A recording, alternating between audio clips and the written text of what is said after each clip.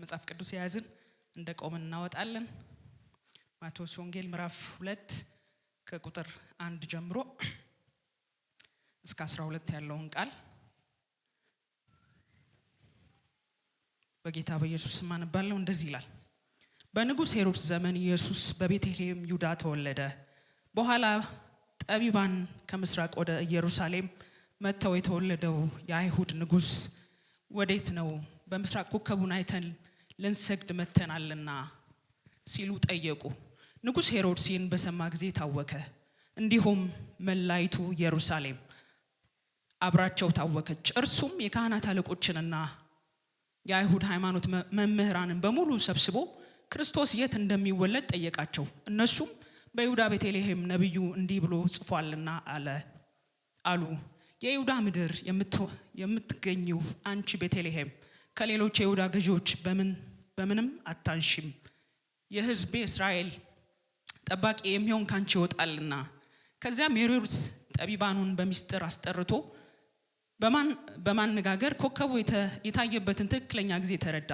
ጠቢባኑም ወደ ቤተልሔም ልኮ ሂዱና ሕፃኑን ፈልጉ፣ እኔም ደግሞ ሄጄ እንድሰግድለት እንዳገኛችሁት ወደ እኔ ተመልሳችሁ የት እንዳለ ንገሩኝ አላቸው። ጠቢባኑ ንጉሡ ያለውን ከሰሙ በኋላ ጉዟቸውን ቀጠሉ። ይህም በምስራቅ ያዩት ኮከብ እየመራቸው ሕፃኑ እስካለበት ድረስ ወሰዳቸው። ኮከቡም ሲያዩ ከመጠን በላይ ተደሰቱ። ወደ ቤቱም በገቡ ጊዜ ሕፃኑ ከእናቱ ከማርያም ጋር አዩ። ተንበርክከውም ሰገዱለት። ሳጥኖቻቸውንም ከፍተው ወርቅ፣ ዕጣን፣ ከርቤም አቀረቡለት። እግዚአብሔርም ወደ ሄሮድስ እንዳይመለሱ በሕልም ባስጠነቀቃቸው መሰረት መንገድ አሳብረው ወደ ሀገራቸው ተመለሱ ይላል። ሌላው የንባብ ክፍሌ ሉቃስ ወንጌል ምዕራፍ 2 ከ8 እስከ 19 ያለው ነው። ሉቃስ ወንጌል ምዕራፍ 2 ከቁጥር 8 ጀምሮ። በዚያውም ሀገር በሌሊት መንጋቸውን ሲጠብቁ በሜዳ የሚያድሩ እረኞች ነበሩ። የጌታ መልአክ ድንገት መጥቶ በአጠገባቸው ቆመ። የጌታም ክብር በዙሪያቸው አበራ። ታላቅም ፍርሃት ያዛቸው። መልአኩ ግን እንዲህ አላቸው፣ አትፍሩ። ለሕዝብ ሁሉ የሚሆን ታላቅ ደስታ የምስራች አምጥቼላችኋለሁና ዛሬ በዳዊት ከተማ መድኃኒት ተወልዷልና እርሱም ጌታ ክርስቶስ ነው። ይህ መልእክት ይሁናችሁ፣ ሕፃን ልጅ በጨርቅ ተጠቅልሎ በግርግም ተኝቶ ታገኙታላችሁ። ድንገትም ብዙ የሰማይ ሰራዊት ከመላእክቱ ጋር ታዩ፣ እግዚአብሔርንም እያመሰገኑ እንዲህ አሉ፣ ክብር ለእግዚአብሔር በአርያም ሰላምም እርሱ ለሚወደው ሰዎች በምድር ይሆን። መላእክቱ ከእነርሱ ጋር ተለይተው ወደ ሰማይ ከወጡ በኋላ እረኞቹ ጌታ የገለጠልንን ይህን የሆነውን ነገር እንድናይ ወደ ቤተልሔም እንሄድ ተባባሉ። እነርሱም ፈጥነው ሄዱ። ማርያምና ዮሴፍን ሕፃኑንም በግርግም ተኝቶ አገኙት። ካዩትም በኋላ ስለ ሕፃኑ የተነገራቸውን ገልጠው አወሩ። ይህንንም የሰሙ ሁሉ እረኞቹ በነገሯቸው ነገር ተደነቁ። ማርያም ግን ይህን ሁሉ በልቧ ይዛ ታሰላስል ነበር ይላል። ክብር ለአምላካችን ይሁን። ሃሌሉያ። ኢየሱስ ክርስቶስ ለሕዝብ ሁሉ የመጣ የምስራች ነው። ጌታ ኢየሱስ ለሕዝብ ሁሉ ነው የመጣው። ግን የታየውና የተገለጠው ለጥቂት ሰዎች ነው። ብርሃን ሆኖ ቢመጣም ለዓለም ሁሉ የመጣ ታላቅ ደስታ የምስራች ቢሆንም ለተቀበሉት ብቻ ነው። ግን መድኃኒትነቱ ምንድነው ያለው? መጥቶ የነገራቸው ደስ ይበላችሁ፣ ለሕዝብ ሁሉ የሚሆን ታላቅ ደስታ የምስራች ይዤላችሁ መጥቻለሁ አለ። ዛሬ በዳዊት ከተማ መድኃኒት እርሱም ክርስቶስ ጌታ የሆነው ተወልዶላችኋልና አለ። ሃሌሉያ። የተወለደው ጌታ ነው። የተወለደው መድኃኒት ነው። ለኃጢአት ሁሉ መድኃኒት የሆነ የተወለደው አምላክ ነው አይደል? የኢሳይያስ ወንጌል ትንቢተ ኢሳይያስ ላይ ሲናገር ሕፃን ተወልዶልናልና ይልና ወንድ ልጅም ተሰጥቶናል፣ አለቅነት በጫንቃው ላይ ነው። አምላክ ነው። ስሙም ድንቅ መካር ነው፣ ኃያል አምላክ ነው፣ የዘላለም አባት፣ የሰላም አለቃ።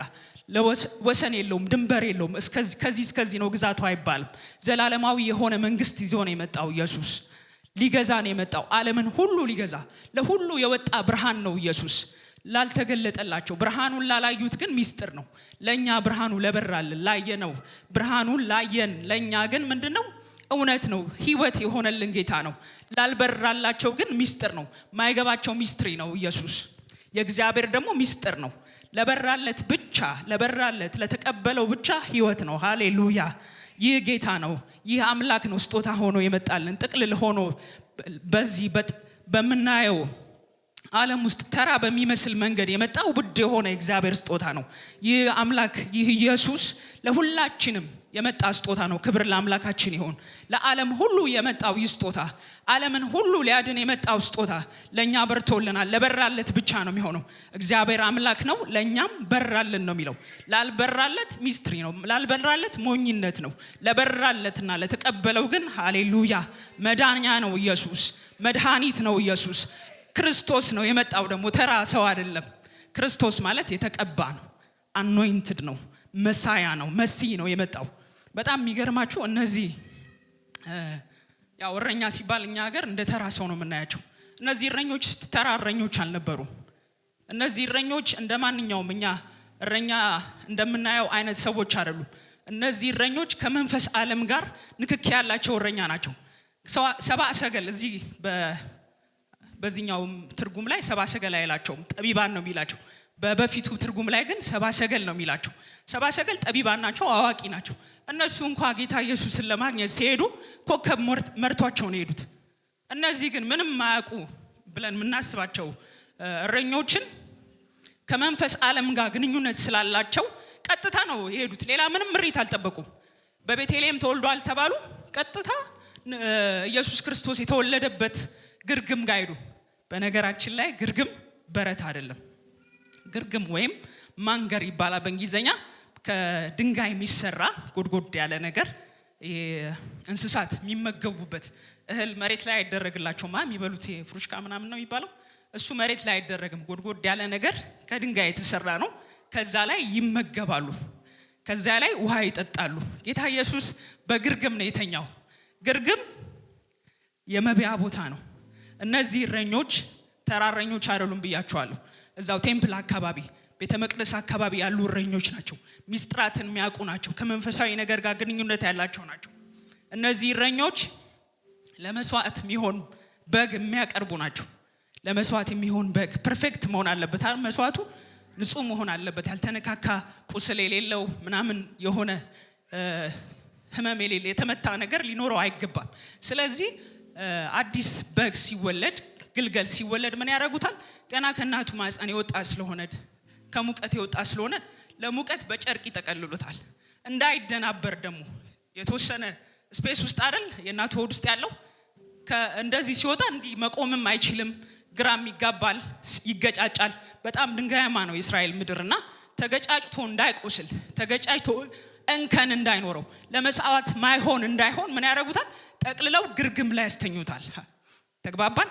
ግርግም ላይ ያስተኙታል ግልገሉን ፐርፌክት እንዲሆን ለመስዋዕት የሚመች እንዲሆን ለመስዋዕት ማይሆን እንዳይሆን እንደዛ አድርገው ያስተኙታል። አሁን እነሱ ህፃኑ በግርግም ላይ ተኝተው ሲያዩት ለነሱ የሚሰጣቸው ትርጉም አለ። ፐርፌክት የሆነ መስዋዕት ነው የመጣው። ሃሌሉያ መድኃኒት ነው ብሏቸዋል። ክርስቶስ ነው ብሏቸዋል። ይህ ፐርፌክት የሆነ ኢየሱስ ነው የመጣው። ፐርፌክት የሆነ የአብ መስዋዕት ነው የመጣው ኢየሱስ ክርስቶስ። ሃሌሉያ ፐርፌክት መስዋዕት ነው።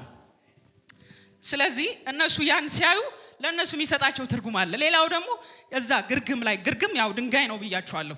ለመመገቢያ ለውሃ መጠጫ የሚሆን ቦታ ነው። ያው እነሱ ግልገሉ እንደዛ ቢያደርጉትም ምግብና ውሃ የሚቀመጥበት ነው። ሌላ ፕሮፌሲ አለው። ሌላ ፕሮፌቲክ ንግግር አለው። ይሄም የህይወት እንጀራ ነው። ሃሌሉያ የህይወት ውሃ ነው የመጣልን። እንዲሁ ተራ ህፃን አይደለም ኢየሱስ። እነዚህ እንዳልኳችሁ ከመንፈስ ዓለም ጋር ያላቸው ንክኪ በጣም እንትን ነው የሚያውቁ ናቸው። ስለ መስዋዕት የሚያውቁ ናቸው። ስለ እግዚአብሔር መንግስት የሚያውቁ ናቸው። ስለ እግዚአብሔር ቃል የሚያውቁ ናቸው። መተው ህፃኑን አገኙት። የሆነውን ቀጥታ ነው የሆነ ቦታ ይሄ ግርግም የሚባለው አንዳንዴ እንስሳት ያሉበት ቦታ ሊሆን ይችላል። የሚሰራው ከውጭ ነው ወይም ደግሞ ቤትም ከቤት እንዲህ ከውጭ ነው የሚሆነው። ቤት ውስጥ አይደለም፣ ውጭ ላይ ነው የሚሆነው። ስለዚህ ማንም ድንገት የመጣ እንግዳ ሲሄድ ቤት እንትን ያለው ቤት ማግኘት ያልቻለ ማርያም በዛ ምክንያት ነው እዛ አካባቢ የተገኙት። ነሰሰርሊ በረት አይልም የእግዚአብሔር ቃል። በግርግም ተኝቶ ታገኙታላችሁ ነው። ያው እኛ ብዙ ነገር ወደ ራሳችን ማመሳሰል እንወዳለን። ግርግም ሲባል ወደ በረት አስጠጋ ነው። ድንጋይ ነው፣ ሞሮፍ ድንጋያማ ነው። እንደዚህ አይነትም አይደለም። የነሱ በድንጋይ ነው አስረክበው የሚሰሩትና እንደዛ ነው የእስራኤል እንትን ገብተው የሆነውን ነገር ለማርያም ነገሯት። ለማርያምና ለሌሎች ለነበሩ ሰዎች እንዴት እነዛ መላእክት መተው እንደነገሯቸውና እንደመጡ ሲነግሯቸው ሰዎቹ ተደነቁ። የሆነ ስፔሲፊክ ቦታ ይመስላል ግርግም የሚሰራበት ስፔሲፊክ የሆነ ቦታ ይመስለኛል ያኝ ሰዎች የሚኖሩበት። ለምን ምንም ሌላ ነገር አልጠበቁም፣ ሌላ ምልክት አልፈለጉም፣ ቀጥታ ሄደው ነው ያገኙት። ያን ግን ሲነግሯት ማርያም በልቧ ተጠብቀው ነበር ይላል። አንዳንዴ ቃል ሲሰበክ ሰምቻለሁ። በልቧ ተጠብቀው የነበረው ኢየሱስን አይደለም፣ ኦሬዲ ኢየሱስን ይዘዋለች። በልቧ ተጠብቀው የነበረው ቀደም ብሎ መልአኩ ምን ብሏታል? አዳኝ ነው ብሏታል። ኢየሱስ ትይዋለች። ኢየሱስ ማለት አዳኝ ማለት ነው። ኢየሱስና ኢያሱ ተመሳሳይ ነው የቃላቸው ትርጉም። አዳኝ ጆሹዋና ኢየሱስ አዳኝ። አዳኝ እንደሆነ በምን መንገድ ነው አዳኝ የሚሆነው? እኔ የምወልደው ልጅ በምን መንገድ ነው አዳኝ የሚሆነው ብላ ስታስብ ለመስዋዕት የሚያዘጋጁ እረኞች ሲመጡ ገባት። በልቧም ተጠብቀው ነበር። ተጠብቀው የነበረው ምን ነው? ይሄን ነው። ሃሌሉያ! ሊሰዋ የመጣ ፐርፌክት የሆነ መስዋዕት፣ የኛን ነገር ሊለውጥ የመጣ መስዋዕት ነው። እነዚህ የተጠበቁ እንግዶች ናቸው። እረኞቹ በልቧ ተጠብቃቸው ነበር፣ ተጠብቀው ነበር በሆነ መንገድ እግዚአብሔር የሆነ ምልክት እንደሚሰጣት። ያልተጠበቁ እንግዶች ደግሞ ማቴዎስ ላይ ያነበብናቸው ናቸው። ሰባ ሰገል ጠቢባን ይላቸዋል በዚህ መጽሐፍ ላይ። ሰባ ሰገል ከምስራቅ የተነሱ ናቸው። ከምስራቅ ለየት ያለች ኮከብ አዩ። የኮከብ ተመራማሪዎች ናቸው። ስለ ከዋክብት የሚያውቁ ናቸው። አሁን ያዩት ኮከብ ግን ዝም ብላ ተራ ኮከብ አልነበረችም። ያዩት ኮከብ ዝም ብላ ኮከብ አልነበረችም። ስለዚህ መጡ ኮከብ አይተው። እነዚህም ሰዎች ከመንፈስ ዓለም ጋር ግንኙነት ያላቸው ናቸው። መንፈሳዊ ነገር የሚረዱ ናቸው። ስለዚህ በይሁዳ የተወለደ ሕፃን አለ ብለው የይሁዳ ንጉሥ ተወልዷል ብለው መጡ። በቀጥታ የመጡት ወደ ኢየሩሳሌም፣ ዋና ከተማ የነበረችው ኢየሩሳሌም ነች። በጊዜው ደግሞ ኢየሩሳሌም በሮም ግዛት ውስጥ ነበረች። ሄሮድስ ነበር የሚመራው። ሄሮድስ ሄደው ሲነግሩት እዚህ ላይ ደነገጠ ነው የሚለው። ደነገጠ ሲሰማ የአይሁድ ንጉሥ ወዴት ነው የተወለደው? ኮከብ አይተን ከምስራቅ መጣን ሲሉት ደነገጠ። ለሱ አዲስ ነው ይሄ ነገር፣ የሚያውቀው ነገር አይደለም። የደነገጠው ግን የወንበር ጉዳይ አይደለም። በኋላ ላይ ይመጣላችኋል። ያስደነገጠው ሌላ ነገር ነው ሄሮድስን። ከዛም እነሱ ነው እዛው ቆያቸውና ቀጥታ ሄዶ ካህናትንና የአይሁድ አስተማሪዎችን በመደበኛው ትርጉም ላይ ጻፎችን ጠራቸው። ከዛ ምን አለ ያሉት የአይሁድ ማን ነው እነዚህ ከዋክብት ተመራማሪዎች መተው ለሄሮድስ ያሉት የአይሁድ ንጉሥ ወዴት ተወለደ ነው ያሉት። እሱ ግን ካህናትን ምንድን ያላቸው? ክርስቶስ ወዴት ተወለደ?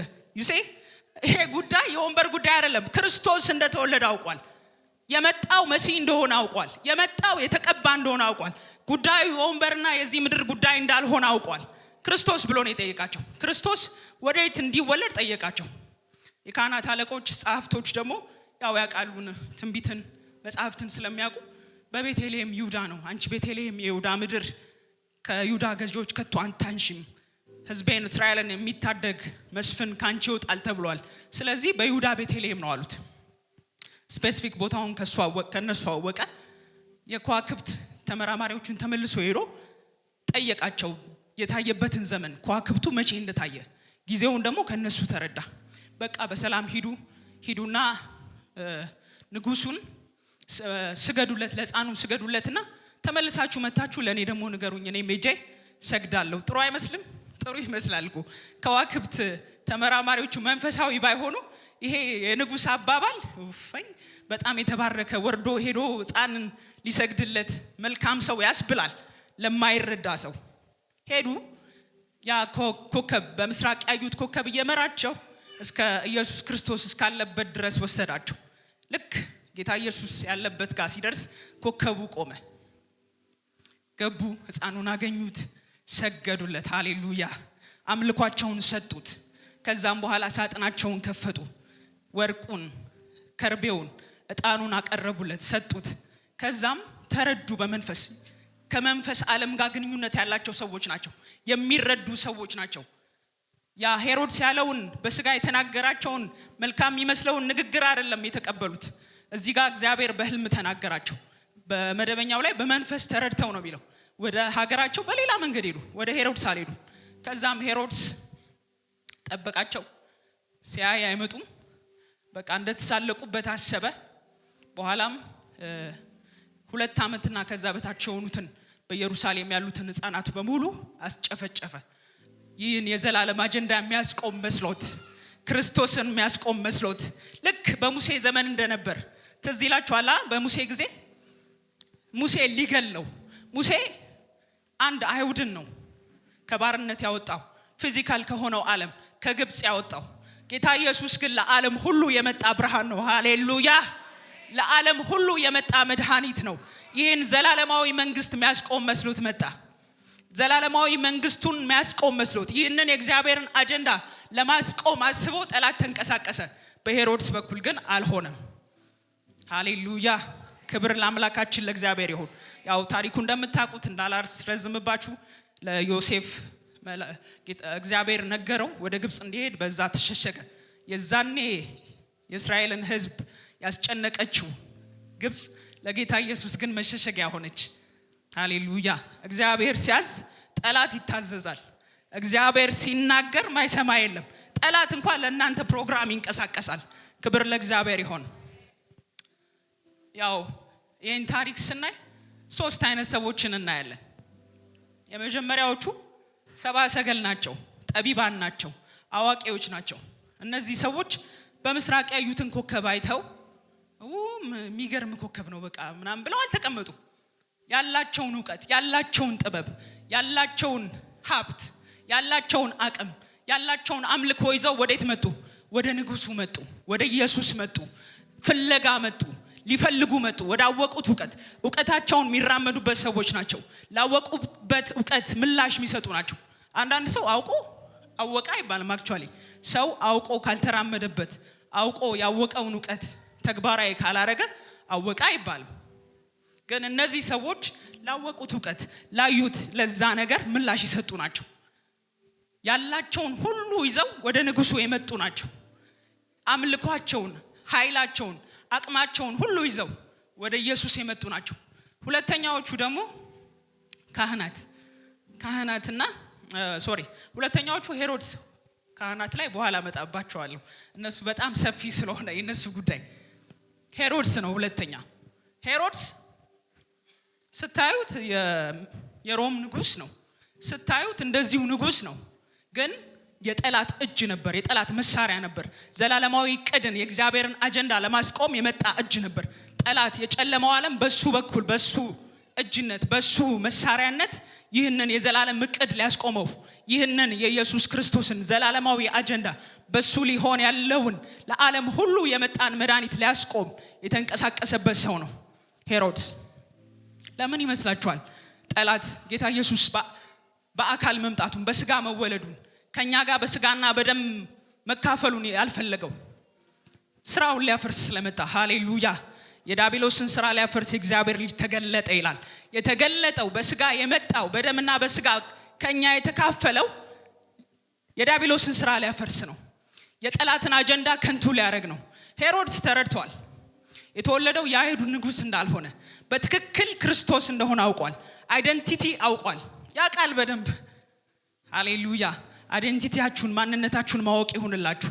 ማንነትን ማወቅ ትልቅ ነገር ነው። በክርስቶስ ኢየሱስ የተደረግነውን ነገር ማወቅ ትልቅ ነገር ነው። ትልቁ ውድቀት ዘፍጥረት ላይ የነበረው በምን ምክንያት ነው? ማንነታቸውን አላወቁም። አዳምና ሔዋን አልተረዱም፣ አልተገነዘቡም። በእግዚአብሔር መልክ አምሳል የተፈጠሩ ናቸው አይደል? በእግዚአብሔር መልክ አምሳል ነው የተፈጠረው። አዳምና ሔዋን የተፈጠሩት እንደሱ ነው። እግዚአብሔር ከክብሩ አካፍሏቸዋል። ሰይጣን መጣና ውሸታም አይደል? መጥቶ ምን አላቸው? እናንተ ይሄን ብትበሉ አትሞቱም፣ እንደ እግዚአብሔር ትሆናላችሁ አላቸው። እንደ እግዚአብሔር እኮ ነው የተፈጠሩት። በእግዚአብሔር መልክ እኮ ነው የተፈጠሩት። ከእግዚአብሔር ክብር ተካፍለው እኮ ነው የተፈጠሩት። ጠላት እንደሱ ሲላቸው ምን አሉ? እውነት መሰላቸው። እንደ እግዚአብሔር እንሆናለን ብለው እንደ ሰይጣን ሆኑ። በኃጢአት ምክንያት ከክብር ጎደሉ። ሰው ሁሉ ኃጢአትን ሰርቷልና የማን ክብር ጎሎታል? የእግዚአብሔር ክብር። እግዚአብሔር የሰጣቸውን ክብር አጡ በኃጢአት ምክንያት። ጠላት ያላቸውን ሰምተው ማንነታቸውን ባለመረዳታቸው በክርስቶስ ኢየሱስ በእግዚአብሔር መልክ የተፈጠረው ሰው ያንን ካለመረዳቱ አንፃር ጠላት ያለውን ሰምቶ ምን ሆነ? እንደ ጠላት እንደ ሰይጣን ሆነ። እግዚአብሔር ገሃነምን የሰራው ለሰው ልጅ አይደለም፣ ለሰይጣንና ለጭፍሮቹ ነው። እድሉ ምን ሆነ? የሰው ገሃነም ሆነ። እግዚአብሔር ሌላ የሰጠን ምን ነበር? ህይወት ሰጥቶት ነበር ለሰው ልጅ። የእግዚአብሔርን ህይወት አካፍሎታል። በብርሃን ይኖር ነበር ከእግዚአብሔር ጋር በደስታ። ይህ በብርሃን የእግዚአብሔርን ህይወት ተካፍሎ የሚኖር የነበረ ሰው ማንነቱን ካለማወቁ ጠላት ያለውን ሰምቶ ምንድነው የሆነው? በጨለማ ወደቀ፣ በሞት ጥላ ስር ወደቀ። ለዛ ነው እንደዚህ የሚለው በጨለማ የሄደ ሕዝብ ብርሃን አየ፣ በሞት ጥላ ሀገር ለሚኖሩ ብርሃን ወጣላቸው። ሃሌሉያ። ያ በብርሃን ይኖር የነበረ የእግዚአብሔርን ህይወት ተካፍሎ ይኖር የነበረ ሰው ጠላት ያለውን ሰምቶ ማንነቱን ካለማወቁ የተነሳ በጨለማና በሞት ጥላ ስር ወደቀ። ጌታ ኢየሱስ ግን ነፃ ሊያወጣን፣ ከሞት ጥላ ሊያወጣን፣ ካለብን ከተጫነብን ቀንበር ሊያወጣን ኢየሱስ መጣ። ሃሌሉያ። ክብር ለአምላካችን ለእግዚአብሔር ይሁን። ሌላው በነፃነት ይኖር ነበር፣ በደስታ ይኖር የነበረው ሰው ባሪያ ሆነ። የጠላት ባሪያ፣ የሰይጣን ባሪያ ሆነ። ቀንበር ጫነበት። ጠላት አታሉ ማንነታችንን ካላወቅን እያታለለ ወደ ራሱ ግዛት ካስገባ በኋላ ቀንበር ነው የሚጭነው። የሸክም ቀንበር፣ በጫንቃ ላይ በትር፣ ያስጨናቂ ዘንግ። ሃሌሉያ። እንደዛ ነው የሚለው እኮ በጨለማ የሄደ ሕዝብ ብርሃን አየ፣ በሞት ጥላ ለሚኖሩ ብርሃን ወጣላቸው ካለ በኋላ በምድያም ዘመን እንደነበር ሃሌሉያ የጫንቃውን ሸክም፣ ያስጨናቂውን በትር፣ ያስጨናቂውን ዘንግ ሰበረ። ሃሌሉያ። ጌታ ኢየሱስ የመጣው ሞትን ሊገፍ በሞት ላይ ስልጣን ያለውን ባለስልጣን የሆነውን ሰዎችን ሲያስጨንቅ የነበረውን የጠላትን ስልጣን ሊገፍ በሞት ላይ ስልጣን የነበረውን በሞቱ ሊሽር ነው የመጣው። ሃሌሉያ። የጠላትን ስራ ሁሉ ሊያፈርስ ነው የተገለጠው። ስራውን ባዶ ሊያደርግ ነው የተገለጠው። ዕብራውያን ላይ ምዕራፍ 2 ላይ እንደዚህ ይላል ከ14 እስከ 16 ያለው በስጋና በደም የተካፈለው ከመላእክት አይደለም። ሃሌሉያ። የአብርሃምን ዘር ነው። እንዲህ ይላል ምዕራፍ 2 ቁጥር 14 እንግዲህ ልጆቹ በስጋና በደም ስለሚካፈሉ እርሱ ደግሞ በሞት ላይ ስልጣን ያለውን በሞት እንዲሽር ይኸውም ዲያብሎስ ነው። በሕይወታቸውም ሁሉ ስለ ሞት ፍርሃት በባርነት የታሰሩ የነበሩትን ሁሉ ነፃ እንዲያወጣ በስጋና በደም እንዲሁ ተካፈሉ። በስጋና በደም እንዲሁ ተካፈሉ። የአብርሃምን ዘር ይዟል እንጂ የያዘው የመላእክትን አይደለም። በስጋና በደም የመጣው ተወልዶ የመጣው ከመወለድ የጀመረው ለኛ ነው። ያለ የነበረ የሚኖረው ጌታ በስጋ የተገለጠበት ምክንያት ስራውን ሊያፈርስ ስለመጣ ነው። ሃሌሉያ። በስጋ አልመጣም የሚሉ አሉ። የመላእክትን የሆነ የሚመስል ስጋ አይደለም።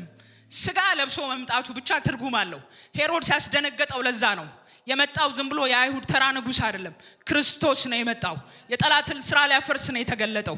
ለዛ ነው የደነገጠው። የጨለማው ዓለም የተንቀሳቀሰው ይህንን አጀንዳ ሊያስቆም የመጣው በሄሮድስ እጅነት የመጣው ለዛ ነው። ሊያስቆመው ፈለገ፣ ግን ሊያስቆመው አልቻለም። የእግዚአብሔርን እቅድ የእግዚአብሔርን ሐሳብ ሊያስቆም የሚችል የለም። ሃሌሉያ። በእናንተም ህይወት፣ በህይወታችሁ፣ በቤታችሁ ባላችሁ በየትኛውም ነገር እግዚአብሔር የያዘላችሁን እቅድ ሊያስቆም የሚችል ዘላለማዊ አጀንዳውን ሊያስቆም የሚችል ኃይል የለም። ክብር ለጌታ ይሁን። ሃሌሉያ። በክርስቶስ የተደረገው ክርስቶስ ለኛ ማን እንደሆነ መገንዘብ በጣም ከብዙ ነገር ነው የሚጠብቀን፣ ከብዙ ነገር ነው የሚታደገን። ይህ ጌታ የጠላትን ስራ ሁሉ ሊያፈርስ ነው የመጣው። የዲያብሎስን ስራ ሁሉ ከንቱ ሊያደርግ ነው የመጣው። ክብር ለአምላካችን ለእግዚአብሔር ይሁን። ሌላው ደግሞ ሶስተኛዎቹና ገራሚዎቹ የካህናት አለቆችና ጸሐፍቶች፣ የአይሁድ አስተማሪዎች ናቸው። እነዚህ እዛው መቅደስ ውስጥ ያሉ ናቸው። ቃሉን ያውቃሉ፣ ትንቢት ያውቃሉ፣ ለቃሉ ምላሽ የማይሰጡ ናቸው። ምንም አይመስላቸውም። ኢንፎርሜሽን እኮ የሰጡት እነሱ ናቸው አይደል? ለሄሮድስ ስፔሲፊክ ቦታውን የነገሩት እነዚህ ጸሐፍትና ፈሪሳውያን ናቸው፣ ካህናት ናቸው። በይሁዳ ቤተልሔም እንደሚወለድ መጽሐፍትን ያውቃሉ፣ ቃሉን ያውቃሉ። በቃሉ ላይ አይሄዱም፣ ቃሉን አይታዘዙም፣ እንደ ቃሉ አይኖሩም። ለስሙ ቤተ መቅደስ ውስጥ ናቸው። ልባቸው ከእግዚአብሔር የራቀ ነው፣ ከእግዚአብሔር በጣም ሩቅ ናቸው። ቃሉን ያውቃሉ። ቃሉ ለነሱ ፊደል ነው፣ ጀስት መረጃ ነው። የሚኖሩበት፣ የሚራመዱበት፣ የሚሄዱበት መንገዳቸው አይደለም። ቃል ደግሞ ፊደል ሲሆን ገዳይ ነው። ለዚህ ነው ከገዳዩ ያበሩት። አልመጣላቸውም እኮ ሄደው ሄሮድስ ሲጠይቃቸው ሲነግሩት ምንም አልመሰላቸውም። አለመናገር ይችሉ ነበር። ያን ሁሉ እስራኤልን መቼስ አይጨፈጭፍም። ግን እነዚህ ሰዎች ከገዳይ የሚያብሩ ናቸው። ቃል አውቀ ነው የእግዚአብሔርን ቃል አውቀን ማንኖርበት ከሆነ ፊደል ከሆነብን ገዳይ ነው። ከኛ አልፎ ሌሎችን የሚገል ነው። አሁን አንዳንድ ሰው አለ በቃ 30 ዓመት 40 ዓመት በእግዚአብሔር ቤት ውስጥ የኖረ ቃሉ ግን በህይወቱ ማይሰራ፣ ቃሉ ምንም አይመስለው። እግዚአብሔር ከእንደዚህ ይጠብቀን። እንደዚህ እንድንሆን የእግዚአብሔር ፈቃድ አይደለም። ባወቅነው በዛ ቃል እንድንራመድ ይፈልጋል እግዚአብሔር። ላወቅነው ለዛ ነገር ምላሽ እንድንሰጥ ይፈልጋል። ከሰንደይ ስኩል ጀምሮ ነው የተማርኩት። አይኔ አቃለው ቃሉን አቃለው ይላሉ፣ ግን ህይወታቸው ሌላ። እግዚአብሔር እንደዚህ እንድንሆን አይፈልግም። ኑሯቸው ሌላ። ለታናናሾች ላላደጉት ገና በእግዚአብሔር ቤት ለሚመጡት እንቅፋት፣ በውጭ ላሉት ለወንጌል እንቅፋት፣ እንደዚህ አይነት ሰዎች ከእንደዚህ አይነት ሰዎች እግዚአብሔር ይጠብቀን። እግዚአብሔር ማስተዋልን ይስጠን። በሰጠን ቃል፣ በተረዳነው ቃል፣ በተማርነው ቃል እንድንራመድ ይፈልጋል። ምላሽ እንድንሰጥ ይፈልጋል። እንደነሱ እንደው እንደሚጠበቅባቸው ከሆነ እኮ እነዚህ የከዋክብት ተመራማሪዎች መተው ሲነግሯቸው ተወለደ እንዴ በቃ አብረን እንሂድ ማለት ነበረባቸው። አልሄዱም። ምንም አይመስላቸውም። የእግዚአብሔር ፈቃድ ምናምን ችግራቸው አይደለም። እግዚአብሔር ያዝናል፣ ደስ ይለዋል ምናምን ጉዳያቸው አይደለም። እነሱ እዛ ልብሳቸውን ለብሰው ስርዓቱን ከፈጸሙ እሱ ነው የነሱ ጉዳይ። ያ እንዲሆን እግዚአብሔር ፍላጎት አይደለም። ሁሌ የክርስቶስ ህይወት በእኛ እንዲታይ ያስፈልጋል። የክርስቶስ ህይወት ያወቅነውን ቃል እንድንኖርበት እግዚአብሔር ይፈልጋል። ዛሬም እኛ ካህናት ነን፣ የንጉስ ካህናት ነን አይደል? በጎነቱን እንድንነገር የተመረጥነን። ቃሉ በእኛ ይሰራል ወይ? ያለንን ይዘን ዕውቀታችንን ጥበባችንን እንደ ሰብአ ሰገሉ ያለን ነገር ከእግዚአብሔር እንደተቀበልን እናውቃለን። የተቀበልነውን ሁሉ የተቀበልነው ከእግዚአብሔር ነው። ሁሉ በእርሱ ሆነ ነው የሚለው። ከሆነው አንዳች ያለሱ አልሆነም። ሁሉንም የተቀበልነው ከእግዚአብሔር ነው። እግዚአብሔር ሳይሰጠን በእጃችን ላይ ያለ የለም።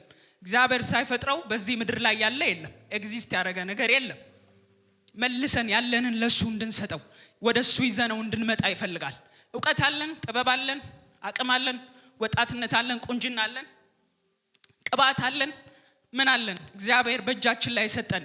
ያን ነገር ይዘን ወደሱ እንድንመጣ፣ ያን ነገር በሱ እንድንጠቀልለው፣ በሱ ሊጠቀልለው፣ እሱ ሊታይበት፣ እሱ ሊከብርበት፣ እሱ ብቻ በዛ ነገር ሊከብር ይፈልጋል። ዛሬ ፍቃደኛ ነን ወይ? እግዚአብሔር እኮ አንድ ያለውን ስጦታ ነው ጠቅልሎ የሰጠን። እግዚአብሔር ኢየሱስን ሲሰጠን ዝም ብሎ ቆይ አሁን ህይወትን ሰጥቻችኋለሁ አሁን ጸባያችሁን አይቼ በረከቱን አላለም። ጥቅልል አድርጎ ነው የሰጠን ሁሉንም ስጦታ። የእግዚአብሔር ሚስጥር የሆነውን ኢየሱስ ሃሌሉያ። ቆላሲስ ላይ እንደዚህ ነው የሚለው፣ ይህንን ሚስጥር እንድታውቁ እጋደላለሁ ይላል። ለምን? ኢየሱስ ክርስቶስ እንትን አይደለም፣ ጀስት መረጃ አይደለም፣ ህይወት ነው። ጥቅልል የሆነ ጥበብን ዕውቀትን ጠቅልሎ በሱ ሰጥቶናል። የተሰወረ ጥበብና ዕውቀት በርሱ ነውና በርሱ የሆነውን ሁሌ እሱን ስንጠጋ፣ ሁሌ እሱን ስንቀርብ፣ ሁሌ ወደሱ ስንመጣ ሚበራልን ብርሃን አለ። ሃሌሉያ። ስለዚህ ከዛ በፊት ሁሌ ያለንን ነገር የትኛውን በእጃችን ላይ ያለው የትኛውም አገልግሎታችን ሊሆን ይችላል፣ ስራችን ሊሆን ይችላል። የግድ እዚህ አገልግሎት ቦታ ላይ ሆን ይችላል። በስራ ቦታችን ኢየሱስ ይታያል ወይ? ንጉሱ ይታያል ወይ? የሱ መሆናችን ይታያል ወይ? ይታወቃል ወይ? ህይወቱ አለ ወይ? ነገራችን በክርስቶስ ተጠቅልሏል ወይ? በክርስቶስ መጠቅለል ነው ሲባል እኛ ወደ እግዚአብሔር ቤት መተን ዝም ብለን እንድንኖር አይደለም። በክርስቶስ ሊጠቀልለው የሚፈልገው ሁለንተናችንን ነው። በሁለመናችን ላይ መታየት ይፈልጋል። የኢየሱስ ህይወት የተቀበልነው ያ ህይወት በእኛ ሪፍሌክት ሊያደርግ፣ ለሌሎች ሊታይ፣ ለሌሎች ሊሆን ይፈልጋል። ስለዚህ ያለንን ነገር ለሱ እንሰጣለን። ልባችሁን ስጡኝ ይላል ጌታ።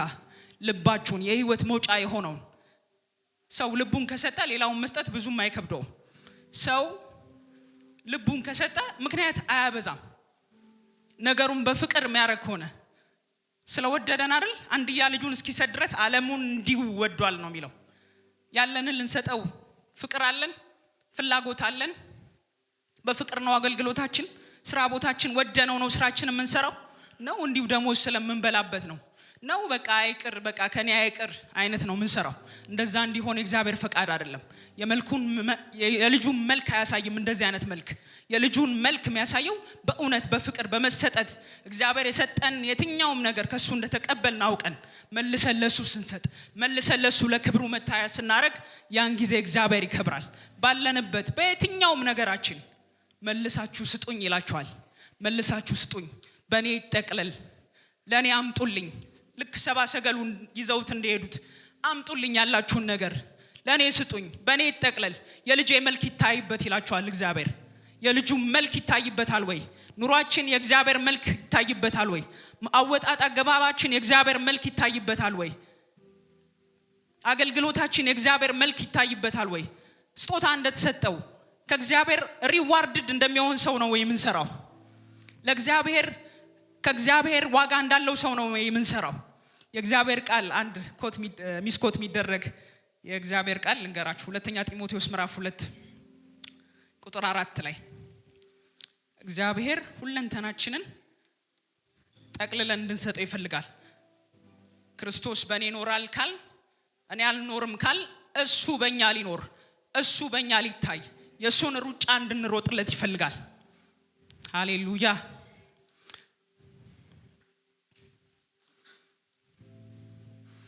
ምዕራፍ ሁለተኛ ጢሞቴዎስ ምዕራፍ 4 ከቁጥር 7 እስከ 8 ሁላችሁም አውጡ ሩጫዬን እንዳትሉ ካሁን በኋላ አወጣችሁ ከቁጥር 7 መልካሙን ገድል ተጋድያለሁ ሩጫውን ሃሌሉያ ጨርሻለሁ ሃይማኖትን ጠብቄያለሁ ወደፊት የጽድቅ አክሊል ተዘጋጅቶልኛል ይህም ጻድቅ ፈራጅ የሆነው ጌታ በዛ ቀን ለኔ ይሰጠኛል ደግሞም ለኔ ብቻ ሳይሆን የእርሱን መገለጥ ለናፈቁ ሁሉ ነው ይላል ሃሌሉያ ብዙ ጊዜ ሩጫዬን ጨርሻለሁ ተብሎ ነው ኮት የሚደረገው ሩጫ የለህም ተገዝተሃል የጌታ ነህ ያለ በሙሉ የጌታ ነው ያለን በሙሉ የጌታ ከሆነ ሩጫውን ነው የምንሮጠው ሃሌሉያ ሩጫውን የሱን ሩጫ ክብር ለጌታ ይሁን ለጌታ ከሆነ በደንብ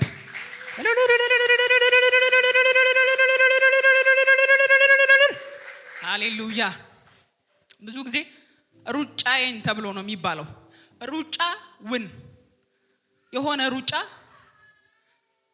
የሆነ ያዘጋጀው አካል ቢኖር ሜዳሊያ የሆነ ነገር ሽልማት ያዘጋጃል ለዚህ ነው አክሊል የሚጠብቀው ሩጫውን ስለሮጠ የሌላ ያዘጋጀውን አካል ሩጫ ስለሮጠ ጧት ተነስታችሁ ለጤና ዝም ብላችሁ ዱብ ብትሉ ካርዲዮቫስኩላር ኢንዱራንሳችሁ ይጨምራል ትንፋሻችሁ ምናምን ጥሩ ይሆናል ከዛ ያለፈ ነገር አይሆንም ለራሳችሁ ለጤናችሁ ነው የሮጣችሁት ያዘጋጀው ያን ሩጫ ያዘጋጀው አካል ኖሮ ግን ያን ሩጫ ስትሮጡ ሽልማት ይኖራችኋል ሃሌሉያ ሩጫውን ስንሮጥ በእኛ እኮ ኖርማል ህይወታችን ነው በዛ ህይወታችን ውስጥ መልኩን ስናሳይ የሰማይን ሩጫ ስንሮጥ የሰማይ አጀንዳ በዛ ሲገለጥ ሽልማት ይኖረዋል ሃሌሉያ ለኔ ብቻ አይደለም አለ መገለጡን ለሚጠባበቁ ሁሉ ነው ለኛ ሁሉ ነው እግዚአብሔር የልጁን መልክ እንድናሳይ ይፈልጋል ሩጫውን እንድንሮጥለት ይፈልጋል ዛሬ ጌታ ኢየሱስ የሚመጣው ቤተክርስቲያንን ለመውሰድ ነው ከመጣ መልኩ ግን እንዲታይ የሚፈልገው በእያንዳንዳችን ላይ ነው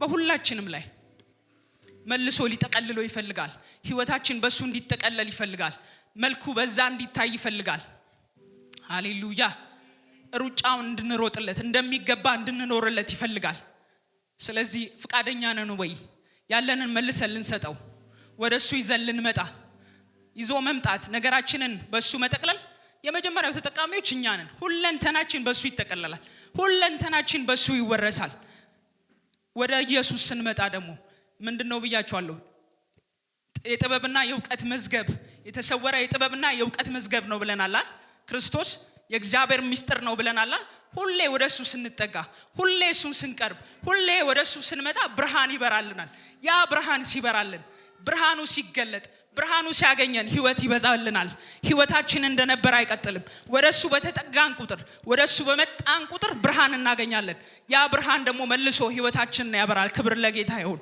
ሃሌሉያ እሱ ብቻ አይደለም ብርሃኑ በበራልን ቁጥር ከጨለማ እየራቀን ነው ከባርነት እየራቅን ነው። ሰው ነፃ ወጥቶ ተመልሶ ባሪያ ሊሆን ይችላል። ለዛ ነው ገላትያ ምዕራፍ 5 ቁጥር 1 ላይ በነፃነት እንድንኖር ክርስቶስ ነፃ አወጣን፣ እንግዲህ ጸንታችሁ ቁሙ፣ ዳግም በባርነት ቀንበር አትያዙ። መያዝ አለ ማለት ነው። ሰው ነፃ ወጥቶ መልሶ ባሪያ ሊሆን ይችላል። ያው ከእስራኤል ታሪክም እናያለን። ከግብጽ ሙሴ አስወጣቸው። ከወጡ በኋላ ነፃ ወጥተው አልቀሩም። ይሄዳሉ። እግዚአብሔር በሰጣቸው በዛ ስፍራ ላይ እግዚአብሔር በሰጣቸው በዛ ነገር እግዚአብሔር ባወረሳቸው በዛ ነገር በእጃቸው ባለው ላይ መልሰው እግዚአብሔርን ያሳዝኑታል። መልሰው እዛ በገቡበት ምድር ካሉት አማልክት ጋር አንካ ሰላንታ ይጀምራሉ። እንደፈለጉ መሆን ይጀምራሉ። ያኔ እግዚአብሔር ደባል አልሆነም ብሎ ይመቻችሁ እንደፈለጋችሁ ይላቸዋል። ምድያም ባሪያ ያረጋቸዋል። አሶር ባሪያ ያረጋቸዋል። ባቢሎን ባሪያ ያረጋቸዋል። ተመልሰው ባርነት ውስጥ ነበሩ። ያ እንዲሆን የእግዚአብሔር ፈቃድ አይደለም። ዛሬም እንደ እግዚአብሔር ቃል ካልኖር እግዚአብሔር የሰጠንን ነገር ካላወቅን አይደንቲቲያችንን ማንነታችንን በክርስቶስ የተደረግነው ማንነት ካልተረዳን የሰጠንን ነገር ለሱ መልሰን ማድረግ ከቻል እኛው የምንጠቀምበት እኛው እንደዚያው ዓለም ሰዎች ምን ሆንበት ከሆነ በባርነት ውስጥ ነን ማለት ነው። ደግሞ ባሪያ መሆን አለ። ስለዚህ ወደ ብርሃኑ መጠጋት ያለንን ነገር ወደሱ ይዞ መምጣት ወደሱ መቅረብ ከባርነትም ያርቀናል፣ ከጨለማ ያርቀናል። ሰው የእግዚአብሔር ቃል ሲናገር ምን ይላል? ዲያብሎስን ተቃወሙት ከእናንተ ይሸሻል ይልና ወደ እግዚአብሔር ቅረቡ ወደ እናንተም ይቀርባል። ስትቀርቡት የሚቀርባችሁ አምላክ ነው። ስትጠጉት ይበልጥ የሚጠጋችሁ አምላክ ነው። ስትፈልጉት የሚገኝ አምላክ ነው። ወደሱ ካልተጠጋን ወደሱ ካልሄድን ደግሞ ወደ ሌላ እየሄድን ከሱ በራቅን ቁጥር ከባሪያ ከሚያረገው ከገዳይ ከሚገለው ከሚያጠፋው የውሸት ከሚሸነግለው እየተጠጋጋን ነው ማለት ነው።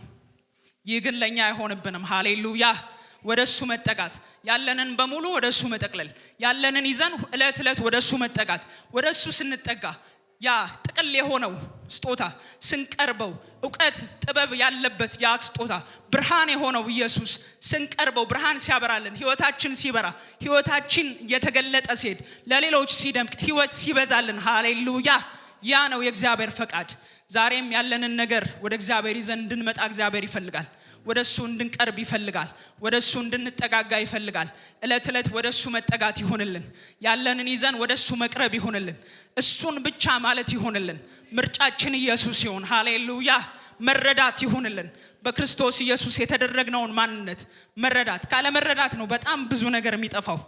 ስለዚህ በእነዚህ በሶስት ሰዎች በዚህ በእግዚአብሔር ቃል ውስጥ ስናይ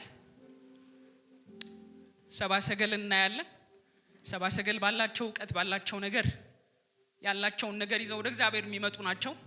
ሄሮድስ የእግዚአብሔር ጠላት ነው፣ የጨለማው ቀኝ እጅ ነው። ካህናት ደግሞ ኢየሱስ ክርስቶስ ለነሱ ምንም መረጃ ነው፣ በቃ የሆነ ዝም ብሎ የተነገረ ነገር ነው፣ ህይወት የሌለበት። ለእናንተ ኢየሱስ ማን ነው? ኢየሱስ ለእናንተ ማን ነው? ይሄ ነው ዛሬ ልጠይቃችሁ የምፈልገው። ኢየሱስን ማን ትሉታላችሁ? ቀደም ያልነው ብርሃን ነው፣ መድኃኒት ነው፣ ክርስቶስ ነው፣ የዓለም ሁሉ ገዢ ነው፣ ለመንግስቱ ፍጻሜ የለውም ያልነው ጌታ እሱ ብቻ አይደለም። ሁሉ በሁሉ የሆነው ሁሉ በእርሱ የሆነ ከሆነው አንዳች ያለ እርሱ ያልሆነው ኢየሱስ ለእናንተ ማን ነው? በቤታችሁ ማን ነው? ማን ትሉታላችሁ? ክብር ለአምላካችን ለእግዚአብሔር ይሁን። ይህን አገልግሎት ለመደገፍ ከስር ባስቀመጥነው የባንክ አካውንት እንድትጠቀሙና የወንጌልን ስራ አብራችሁን እንድትሰሩ እያልን ዩቲዩብ ቻናላችንን ሰብስክራይብ በማድረግ ፌስቡክ፣ ኢንስታግራም እና ቲክቶክ አካውንታችንን ፎሎ በማድረግ የጌታን ስራ እንድትደግፉ ጥሪ እናቀርብላችኋለን። ለበለጠ መረጃ በእነዚህ ስልኮች ተጠቅመው ይደውሉ። ተባረኩ።